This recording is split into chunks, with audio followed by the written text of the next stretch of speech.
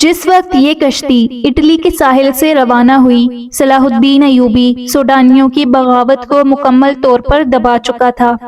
سوڈانیوں کے بہت سے کماندار مارے گئے یا زخمی ہو گئے تھے اور بہت سے سلطان ایوبی کے دفتر کے سامنے کھڑے تھے۔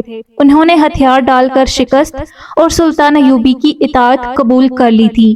وہ سلطان کے حکم کے منتظر تھے۔ سلطان اندر بیٹھا اپنے سالاروں وغیرہ کو احکام دے رہا تھا۔ علی بن سفیان بھی موجود تھا۔ اس فتح میں اس کا بہت عمل دخل تھا۔ صلیبیوں کو شکست دینے میں بھی اس کے نظام جاسوسی نے بہت کام کیا تھا، بلکہ یہ دونوں کامیابیاں جاسوسی کے نظام کی ہی کامیابیاں تھیں۔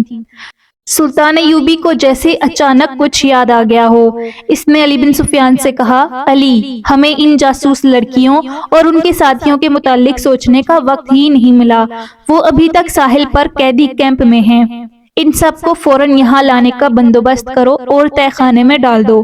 میں ابھی پیغام بھجوا دیتا ہوں۔ علی بن سفیان نے کہا، ان سب کو یہاں پہرے میں بلوا لیتا ہوں۔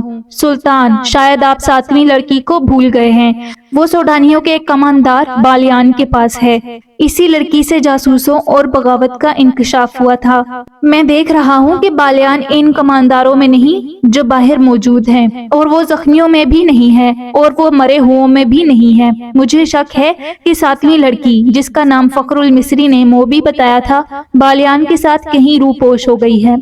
اپنا شک رفع کرو علی، سلطان ایوبی نے کہا، مجھے یہاں اب تمہاری ضرورت نہیں۔ بالیان لاپتہ ہے تو وہ بحیرہ روم کی طرف نکل گیا ہوگا۔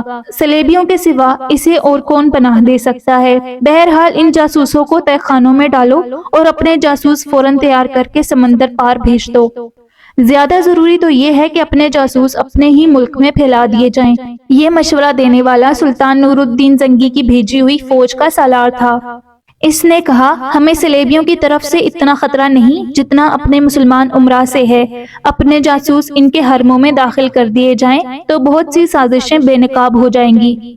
اس نے تفصیل سے بتایا کہ یہ خود ساختہ حکمران کس طرح صلیبیوں کے ہاتھوں میں کھیل رہے ہیں۔ سلطان زنگی اکثر پریشان رہتے ہیں کہ باہر کے حملوں کو روکیں یا اپنے گھر کو اپنے ہی چراغ سے جلنے سے بچائیں۔ صلاح الدین ایوبی نے یہ ردائداد غور سے سنی اور کہا، اگر تم جن لوگوں کے پاس ہتھیار ہیں دیانت دار اور اپنے مذہب سے مخلص رہے تو باہر کے حملے اور اندر کی سازشیں قوم کا کچھ نہیں بگاڑ سکتی۔ تم اپنی نظر سرحدوں سے دور آگے لے جاؤ۔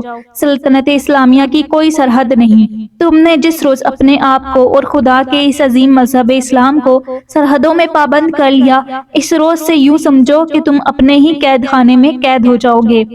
پھر تمہاری سرحدیں سکڑنے لگیں گی۔ اپنی نظریں بحیرہ روم سے آگے لے جاؤ۔ سمندر تمہارا راستہ نہیں روک سکتے۔ گھر کے چراغوں سے نہ ڈرو، یہ تو ایک پھونک سے گل ہو جائیں گے۔ ان کی جگہ ہم ایمان کے چراغ روشن کریں گے۔ ہمیں امید ہے کہ ہم ایمان فروشی کو روک لیں گے سلطان محترم، سالار نے کہا۔ صرف 2 لعنتوں سے بچو میرے عزیز رفیقو، صلاح الدین نے کہا۔ مایوسی اور ذہنی عیاشی۔ انسان پہلے مایوس ہوتا ہے، پھر ذہنی عیاشی کے ذریعے راہ فرار اختیار کرتا ہے۔ اس دوران علی بن سفیان جا چکا تھا۔ اس نے فوراً ایک قاصد بحیرہ روم کے کیمپ کی طرف اس پیغام کے ساتھ روانہ کر دیا کہ روبن اس کے 4 ساتھیوں اور لڑکیوں کو گھوڑوں یا اونٹوں پر سوار کر کے 20 محافظوں کے پہرے میں دارالحکومت کو بھیج دو۔ قاصد کو روانہ کر کے اس نے اپنے ساتھ 6-7 سپاہی لیے اور کماندار بالیان کی تلاش میں نکل گیا۔ اس نے ان سوڈانی کمانداروں سے جو باہر بیٹھے تھے بالیان کے متعلق پوچھ لیا تھا۔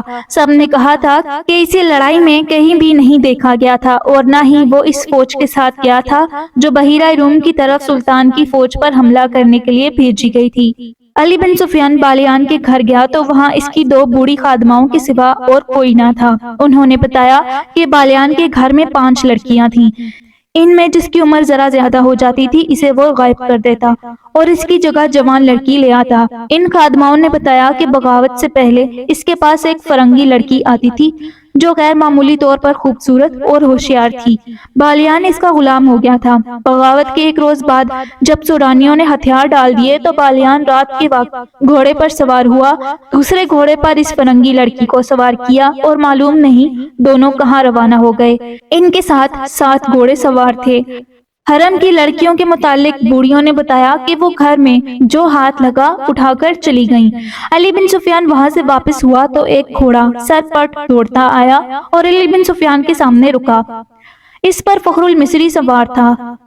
کود کر گھوڑے سے اترا اور ہانپتی کانپتی آواز میں بولا، میں آپ کے پیچھے آیا ہوں۔ میں بھی اسی بدبخت بالیان اور اس کافر لڑکی کو ڈھونڈ رہا ہوں۔